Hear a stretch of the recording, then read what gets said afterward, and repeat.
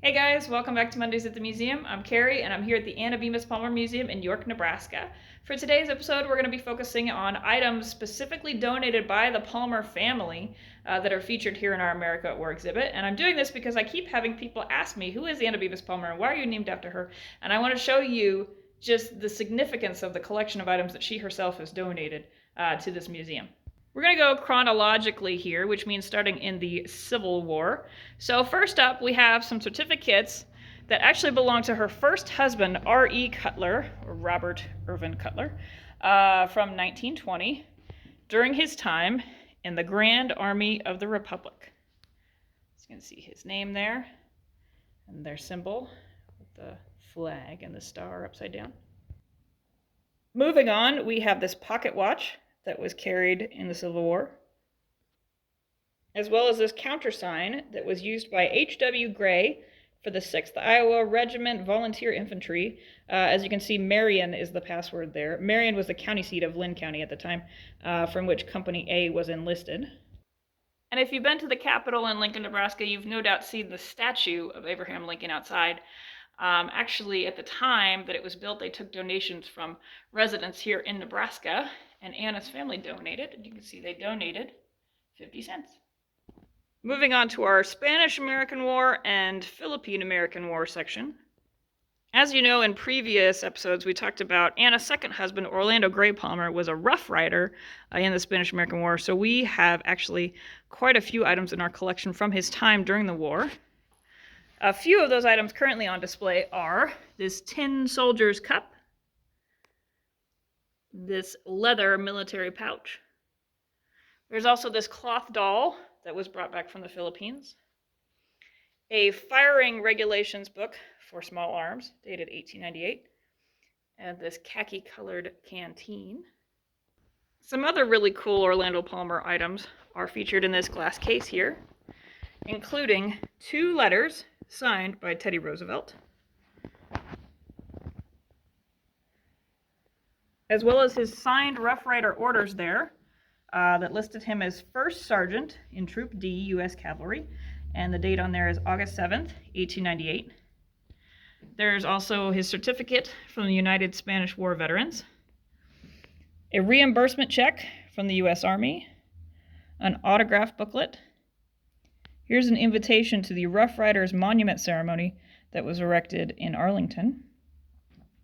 There's a steam ocean liner ticket, an invitation from the governor of Cuba for a memorial service for when William McKinley died, as well as this roster booklet of Teddy Roosevelt's Rough Riders. Going along with that is this photo of his unit of the Rough Riders there in Havana. And you can see Orlando right there in the corner. Also included in the Spanish-American War section is this hand-carved wooden shield from the Moro tribe. Moving on to the World War I section, we have this final report booklet of General John J. Pershing, donated by Orlando, as well as this victory plate from 1920, donated by Anna. We also have these German helmets, you can see with the point on the top, as well as this French helmet that was picked up on the battlefield. We've talked about his uniforms in a previous episode, but other items belonging to Orlando Palmer relating to World War I, as he was a major during World War I, include this map of France, which you can see hand-drawn coordinates there.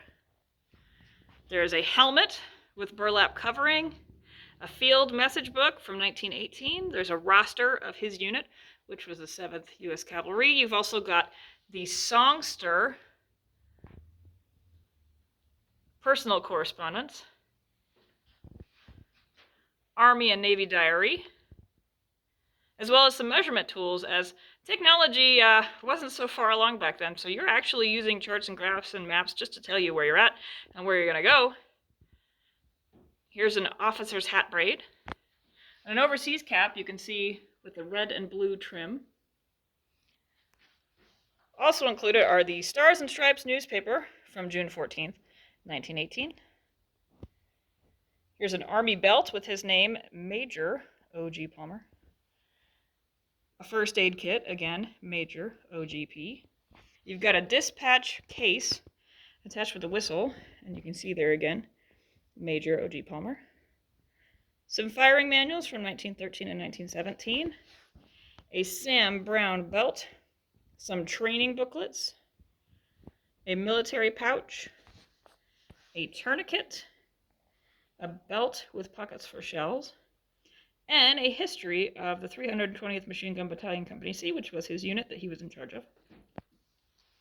You've also got these cavalry boots, a cavalry bag, OGP, 320th Machine Gun Battalion, some feed bags, and this bandolier there at the bottom. Again, we've already talked about his uniforms, but just highlighting this one again because it still has the 320th Machine Gun Battalion pin. Moving on to our World War II section, the only item currently on display from the Palmer family is this honor list from World War II of dead and missing for the state of Nebraska, dated June of 1946. So, that was a collection of the items donated by the Palmer family that are currently on display here. If you haven't yet visited, our America at War exhibit is available for viewing until February 29th, 2024. So make sure to swing by before March if you want to see it, which is when we will start our next rotation, which we're really excited about. We'll see you next week.